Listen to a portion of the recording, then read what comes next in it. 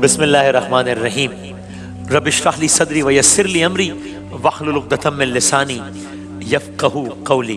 اس segment میں ہماری جو سیریز چل رہی ہے وہ تو ہے ہی، اور اس کی اختتامی نشست آپ کے سامنے ہم تفصیل سے پیش کریں گے کائنات کے راز سے متعلق، لیکن ہماری یہ بھی کوشش ہوتی کہ جو بھی حالات حاضرہ سے متعلق بھی اگر کوئی موضوع زیر بحث آئے، جس طرح کل یوم قدس سے متعلق، تو وہ بھی آپ کی خدمت میں پیش کریں۔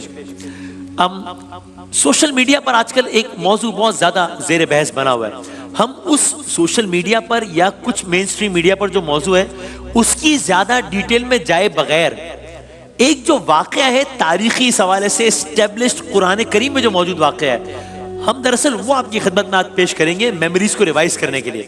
باقی نہیں معلوم کہ یہ جو باتیں ہیں ان میں کتنا مبالغہ ہے، کتنا ہونا ہے نہیں ہونا، اس کا خلاصہ یہی ہے۔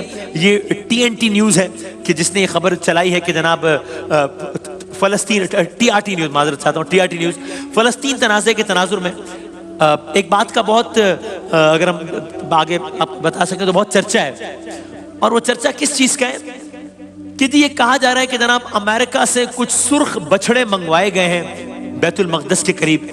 یہ ٹی آر ٹی نیوز کی خبر کا عکس بھی ہے کہ کچھ سرخ بچھڑے منگوائے گئے ہیں جن کی قربانی بہت جلد کی جائے گی، ممکنہ طور پر اسی اپریل کے مہینے میں، اور اس کے بعد یہودیوں کا اگلا قدم یہ ہوگا کہ وہ مسجد اقصی کی جگہ اس کو ریپلیس کر کے ایک نئی عمارت بنا دیں گے، ایک نئی عمارت یا ہیکل یا ٹیمپل کی تعمیر کریں گے، جسے وہ تھرڈ ٹیمپل کا نام دیتے ہیں، تھرڈ ٹیمپل، کیونکہ پہلے 2 مرتبہ ہیکل سلیمانی کو تاراج کیا جا چکا ہے۔ یہاں تک کہ پچھلے دنوں حماس کے رہنما نے بھی، جب فلسطین کی جنگ کو یہ 100 دن مکمل ہو گئے، تو حماس کے ایک رہنما نے بھی اسٹیٹمنٹ جاری کرتے ہوئے ایسی کسی چیز کی مذمت کی تھی کہ جناب وہ یہ کرنے کی کوشش کر رہے ہیں یہودی، اور یہ نہیں ہونا چاہیے، ہم اس کی مذمت کرتے ہیں۔ کہا یہ جا رہا ہے کہ یہودی عقیدہ یہ ہے کہ جناب انہوں نے مسجد اقصی کے اطراف میں ہی ماؤنٹ اولیو ایک مقام ہے، وہاں پر انہوں نے 5 بچڑوں کی قربانی کرنی ہے، یہ ان کا عقیدہ ہے، اور 5 بچڑوں کی وہ قربانی کریں گے، پھر اس کے بعد ان بچڑوں کو جلا دیا جائے گا، پھر جلائے جانے کے بعد اس کی جو باقیات ہیں وہ پانی میں ڈال دی جائیں گی۔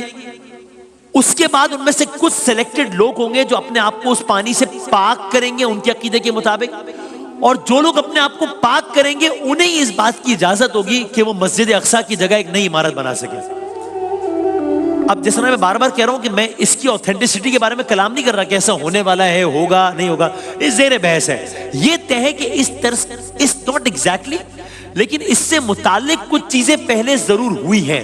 مثال کے طور پہ آپ کو گارڈین اخبار کا ایک امیج دکھاتے ہیں کہ جس میں یہ خبر لگی، گارڈین اخبار نے خبر چلائی کہ Jewish activist launch crowdfunding appeal to breed perfect red heifer, کہ جناب وہ لال بچھڑے کے خریدنے کے لیے وہ باقاعدہ ایک انہوں نے مہم شروع کر دی ہے۔ یہ گارڈین کی خبر ہے 2015 کی، اس وقت ہوا نہیں ایسا اگرچہ، لیکن یہ خبر۔ یا میں اگر آپ کی خدمت میں بی بی سی کی خبر عرض کروں جو کہ زیادہ پرانی نہیں ہے، یہ تو غالباً کچھ ہی عرصہ پرانی ہے، تو اس خبر کی آپ ہیڈ لائن دیکھیے، بی بی سی خبر ہے، بیت المقدس میں بکرے کی قربانی کے منصوبے کی وجہ سے کشیدگی میں اضافہ کیوں ہوا؟ تو تب بھی اس طرح کی ایک ایفرٹ کی گئی، ناٹ ایگزیکٹلی دس، وہ تو بکرے کی بات ہو رہی ہے، بچڑے کی بات ہو رہی ہے، لیکن اس طرز کی۔ تو ماضی میں ایسا کچھ نہ کچھ ہوا ہے، ایگزیکٹلی ایسا نہیں ہوا۔ جو خبریں چل رہی ہیں اس کے مطابق یہ بھی ہے کہ امریکہ کی ایک ریاست سے ایسے 5 بچڑے اس مقصد کے لیے بہت مہنگے داموں منگوا لیے گئے ہیں، $1,00,000 فی بچڑا خرید لیے گئے، اور اب ان کی قربانی قریب ہے، اور اس کی کچھ اسپیسیفکیشنز بھی ہے کہ مثلا وہ لال ہو گائے، وہ بچڑا لال ہو، بچہ نہ جنا ہو اس نے، اس کی عمر 3 سال سے زیادہ نہ ہو، وغیرہ وغیرہ۔ ایک سوال یہ بھی اٹھ رہا ہے کہ یہودیوں سے ہی متعلق اور گائے سے ہی متعلق اور گائے کی قربانی سے ہی متعلق، جو کہ یہودیوں نے ہی کی، یہودیوں کے ہاتھوں سے ہوئی، ایک واقعہ تو قرآن کریم میں بھی موجود ہے۔ اب ہم یہ نہیں کہہ رہے کہ یہ واقعہ اس سے مماثلت رکھتا ہے یا جناب ایسا ہی ہونے والا ہے، but just to refresh the memories کہ بہت ایک انٹرسٹنگ بات ہے کہ ایک گائے کا واقعہ، جس گائے کو یہودیوں نے ہی ذبح کیا، نہیں چاہتے تھے پھر بھی ذبح کرنا پڑا، موسیٰ علیہ السلام نے کہا، وہ واقعہ قرآن میں آیا، اور میں آپ کی خدمت میں عرض کروں قرآن میں کہاں آیا ہے آپ سب کو معلوم ہے، سورہ بقرہ، سب سے طویل سورہ بقرہ یعنی گائے۔ ہم آپ کی خدمت میں وہ واقعات عرض کرتے ہیں اپنی میموریز کو ریفریش کرنے کے لیے۔ اور اگر ہم تھوڑا آگے بڑھتے ہیں، میں ڈائریکٹ واقعے کی طرف آتا ہوں، تو یہ واقعہ یہاں سے شروع ہوتا ہے کہ موسیٰ علیہ السلام، حضرت موسیٰ علیہ السلام جب کوہ طور چلے گئے تھے، اگر ہم آگے چلیں اس میں، تو اللہ کے حکم سے موسیٰ علیہ السلام کوہ طور چلے گئے. نیچے جو ان کی قوم تھی انہوں نے نافرمانی کی اور انہوں نے بھی ایک بچھڑے کی پوجا شروع کر دی تھی. اس کا الگ ایک پورا تفصیلی واقعہ، ابھی وقت نہیں اس میں جانے کا. سامری نام تھا اس کردار کا، کہ اس نے کس طریقے سے لوگوں کو بیوقوف بنایا، ایک بچھڑا بنایا، سونا وغیرہ پگھلا کے اس میں ڈلوایا، اس بچھڑے سے ایک آواز بھی نکلتی تھی. وہ پورا الگ واقعہ ہے، ہم اس میں نہیں جا رہے ابھی. موسیٰ علیہ السلام کوہ طور گئے، قوم نیچے موجود ہے. موسیٰ علیہ السلام ہدایت کر کے گئے کہ تم نے یہ کرنا ہے، یہ نہیں کرنا، لیکن نیچے قوم نے نافرمانی کر کے ایک بچھڑے کی پوجا کرنا شروع کر دی. جب موسیٰ علیہ السلام واپس آئے تو یہ جو بچھڑے کی پوجا کا عمل تھا یہ اتنا ناگوار جانا گیا کہ واپس آ کر موسیٰ علیہ السلام نے نہ صرف ان یہودیوں کی یا ان لوگوں کی اس پہ سخت سرزنش کی، بلکہ ان کو سزا دی گئی. سزا کے طور پہ ہزاروں لوگوں کو قتل کیا گیا کہ ایک دوسرے کا قتل کرو اب تم، اور پھر جو کچھ بچ جائے. یعنی پورا ایک پروسیس ہوا، ہزاروں لوگوں کو قتل کیا گیا. لیکن پھر یہ ہوا کہ موسیٰ علیہ السلام نے دیکھا کہ یہ کھلے مشرک تو قتل کر دیے گئے، لیکن اس کے باوجود بنی اسرائیل کے دلوں میں گائے کا تقدس ہے ابھی بھی، اس کی محبت ہے ابھی بھی، اس کی عقیدت ہے ابھی بھی، وہ ان کی رگوں پہ میں ہے. تو بس ایک دن یہ واقعہ شروع ہو رہا ہے اور یہ سورہ بقرہ کی آیات 67 کا خلاصہ میں آپ کی خدمت میں پیش کر رہا ہوں. 67 پھر 68 69 آگے واقعہ ہے.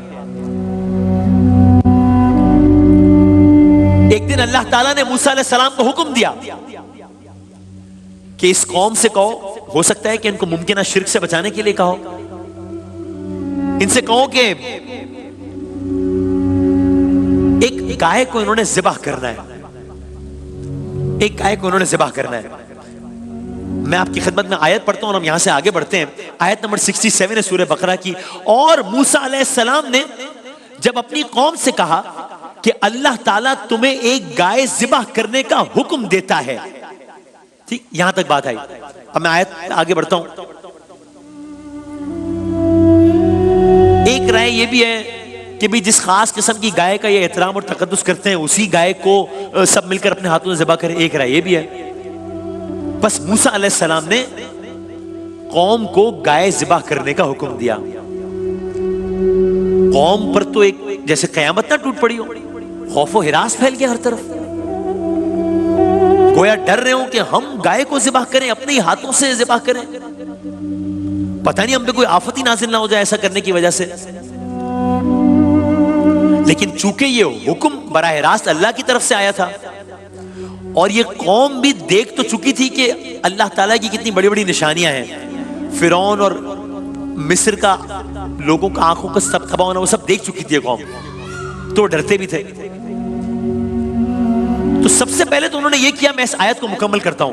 موسیٰ علیہ السلام نے اپنی قوم سے کہا اللہ تعالیٰ تمہیں گائے ذبح کرنے کا حکم دیتا ہے. قوم نے کیا کہا؟ انہوں نے کہا ہم سے کیوں مذاق کرتے ہو. یہ قرآن کے الفاظ، ہم سے کیوں مذاق کرتے ہو. اور انہوں نے ایک اور حربہ آزمایا کہ اب ایسا کریں کہ سوالات میں الجھاتے ہیں مزید، شاید اس عمل کو نہ ہی کرنا پڑے. یعنی میں آج کی زبان میں اگر کہوں تو انہوں نے ڈیلے ٹیکٹکس کا استعمال کرنا شروع کیا. جیسے میں نے کہا سب سے پہلے تو انہوں نے موسیٰ علیہ السلام سے کہا آپ ہم سے مذاق کر رہے ہیں. یعنی ان کی کہنے کا ایک مقصد یہ تھا کہ اتنے بڑے احکامات لانے والا نبی ایک معمولی گائے ذبح کرنے کا حکم دے رہا ہے، یہ تو سمجھ سے بالا تر ہے، اس لیے ہو سکتا ہے مذاق کر رہے ہوں. موسیٰ علیہ السلام نے کہا میں اور تم سے مذاق کروں گا، یہ تو کوئی بہت ہی جہل والی حرکت ہوگی. اور یہ بھی آیت، یہ بھی قرآن میں ہے. آپ نے جواب دیا میں ایسا جاہل ہونے سے اللہ تعالیٰ کی پناہ پکڑتا ہوں کہ میں مذاق کروں گا تم سے. میں تو بات آگے بڑھی. انہوں نے کہا اچھا اب میں آیات کا خلاصہ پیش کر رہا ہوں. گائے ذبح کرنی ہے تو پھر اپنے رب سے دعا کیجئے کہ ذرا ہمیں بتائیں تو صحیح کہ وہ کس قسم کی گائے ہو، کیسی گائے ہو. مقصد یہ تھا کہ شاید ہو سکتا ہے موسیٰ علیہ السلام کسی دوسرے گائے کے ذبح کرنے کا حکم دے دیں. لیکن موسیٰ علیہ السلام نے فرمایا اللہ نے حکم دیا ہے کہ وہ گائے ایسی ہو جو نہ بوڑھی ہو نہ بچیا ہو، بالکل جوان ہو. یہ پہلی نشانی سن کر وہ اور پریشان ہو گئے، اس لیے کہ وہ جس گائے کو مقدس جانتے تھے اس کی پہلی نشانی ہی اس کا جوان ہونا تھی۔ اگلا سوال کیا انہوں نے موسیٰ علیہ السلام سے، ایک اور درخواست کی، یہ بتائیں ہمیں کہ اس کا رنگ کیسا ہونا چاہیے اس گائے کا؟ کہ بھئی گائے کی تو مختلف اقسام ہوتی ہیں، ہو سکتا ہے موسیٰ علیہ السلام جس گائے کے ذبح کرنے کا حکم دے اس کا رنگ کوئی اور ہو۔ موسیٰ علیہ السلام نے فرمایا زرد رنگ کی گائے ہونی چاہیے، زرد رنگ کی، اور اس کا رنگ بھی ایسا چمکدار ہو کہ لوگ دیکھتے رہ جائیں۔ میں آیت کا ترجمہ پڑھتا ہوں، وہ پھر کہنے لگے دعا کیجئے کہ اللہ تعالیٰ بیان کرے کہ اس کا رنگ کیا ہو۔ فرمایا موسیٰ علیہ السلام نے فرمایا اللہ تعالیٰ کہتا ہے وہ گائے زرد رنگ کی ہو، چمکیلی اور دیکھنے والوں کو بھلا لگنے والا اس کا رنگ ہو۔ اس سے پہلے کی آیت یہ تھی، انہوں نے کہا اے موسیٰ دعا کیجئے اللہ تعالیٰ ہمارے لیے اس گائے کی ماہیت بیان کر دے۔ موسیٰ علیہ السلام نے فرمایا سنو، وہ گائے نہ تو بالکل بڑھیا ہو نہ بچہ ہو، بلکہ درمیانی عمر کی ہو، نوجوان ہو۔ اب جو تمہیں حکم دیا ہے بجا لاؤ۔ اب دیکھ رہے ہیں قرآن کریم میں کتنی تفصیل سے گائے کا واقعہ ہے۔ اب جب موسیٰ علیہ السلام نے فرمایا کہ زرد رنگ کی گائے ہو اور اس کا رنگ بھی ایسا چمکدار ہو کہ لوگ دیکھتے رہ جائیں، تب انہیں اندازہ ہونا شروع ہوا کہ اب تو یہ تو معاملہ ٹل نہیں رہا۔ تیسرا سوال کیا، اگلا سوال، وہ تو ٹھیک ہے لیکن ہمیں ابھی بھی بہت ساری بچڑوں یا گایوں کے درمیان اشتباہ ہے، ایسا نہ ہو کہ ہم کوئی دوسری گائے ذبح کر دیں۔ آپ ہمیں صاف صاف بتائیں کہ وہ کیسی ہو۔ اتنا تو بتایا ابھی، اتنی ڈیٹیل سے تو بتایا ہے، لیکن آپ صاف صاف بتائیں کہ وہ کیسی ہو۔ مقصد پھر وہی تھا، اللہ کا حکم نہیں ماننا تھا۔ موسیٰ علیہ السلام نے مزید ڈیٹیلز بتائیں، گویا ان کی بدنیتی پر آخری وار کرتے ہوئے فرمایا وہ گائے اس طرح دوسری گایوں سے مختلف ہو کہ دوسری گائیں کام کرتی ہیں، ہل چلاتی ہیں، کنووں سے پانی نکالتی ہیں، ان کے جسم پر کوئی نہ کوئی نقص ہوتا ہے، لیکن جس گائے کے ذبح کرنے کا حکم اللہ دے رہا ہے اس کی بس صرف پوجا ہی کی جاتی ہے، یعنی نہ کھیتی باڑی میں اس سے کام لیا جاتا ہے، نہ وہ کنویں سے پانی نکالنے پر مامور ہوتی ہے، نہ ہی اس کے جسم پر کوئی داغ ہوتا ہے، نہ ہی کوئی نقص ہوتا ہے۔ بالکل ہی کلیئر کر دیا۔ آیت کا ترجمہ ہے، آپ نے فرمایا اللہ کا فرمان ہے وہ گائے کام کرنے والی زمین میں جو ہل، جو تنے والی اور کھیتوں کو پلانے والی نہیں، وہ تندرست ہو، بے داغ ہو۔ اب کیا کریں گے؟ اب نافرمان قوم کے لیے کوئی راستہ نہیں تھا۔ بالآخر میں بس قصہ مختصر کر رہا ہوں، وقت کم ہے، بات دل نہ خواستہ اس قوم کو اپنے ہی ہاتھوں سے اس خاص گائے کو ذبح کرنا پڑا۔ سورہ بقرہ گائے، جاتے جاتے یہی واقعہ اسی دور میں بنی اسرائیل میں ایک اور واقعہ، بنی اسرائیل کے ہاتھوں مقدس گائے کو ذبح کروا کے ان میں اور مشرکین میں ایک فرق پیدا کر دیا گیا۔ ایک ایسا مقدمہ اسی دوران موسیٰ علیہ السلام کے سامنے پیش کیا گیا کہ اس کا کوئی گواہ نہیں تھا۔ وہ کیا مقدمہ تھا؟ بس ایک منٹ برس کرتا ہوں اور ختم کرتے ہیں۔ مقدمہ یہ تھا کسی نے کسی کو قتل کر دیا، لاش سب کے سامنے تھی، قاتل کا پتہ نہیں چل رہا تھا۔ یہ واقعہ بھی ہے۔ یہ چونکہ وہ دور تھا جب بنی اسرائیل کے تمام معاملات میں اللہ تعالیٰ براہ راست رہنمائی فرماتا تھا۔ اللہ نے موسیٰ علیہ السلام کو حکم دیا کہ ایک گائے کو جس کو بنی اسرائیل نے ذبح کیا ہے، ایسا کیجئے کہ اس کے گوشت کا ایک ٹکڑا لیں اور مقتول کے جسم پر جو مر گیا ہے اس ٹکڑے سے ضرب لگائیں، مردہ گائے کے گوشت کے ٹکڑے کو لگائیں مقتول کے جسم کے ساتھ۔ آپ کے حکم سے ایسا ہی کیا گیا۔ اس ٹکڑے سے ضرب کا لگنا تھا کہ مقتول زندہ ہو گیا۔ مقتول زندہ ہو گیا۔ مقتول نے زندہ ہو کر اپنے قاتل کا نام بتایا۔ وہ روایات میں آتا ہے کہ اس کا اپنا ہی کوئی کزن بھتیجا وغیرہ تھا، اور یہ معجزہ دیکھ کر بنی اسرائیل اللہ تعالیٰ کی ظاہر ہے مطلب وہ اور اس وقت ان کے پاس کوئی جواب نہیں تھا، تو بس یہ ان حالات کے تناظر میں ہم نے کہا کہ ہمیں نہیں معلوم کہ یہ ہوتا ہے نہیں ہوتا، یہ سچ ہے یہ جھوٹ ہے، وقت بتا دے گا، چونکہ کنفرمڈ اور انکنفرم رپورٹس ہیں۔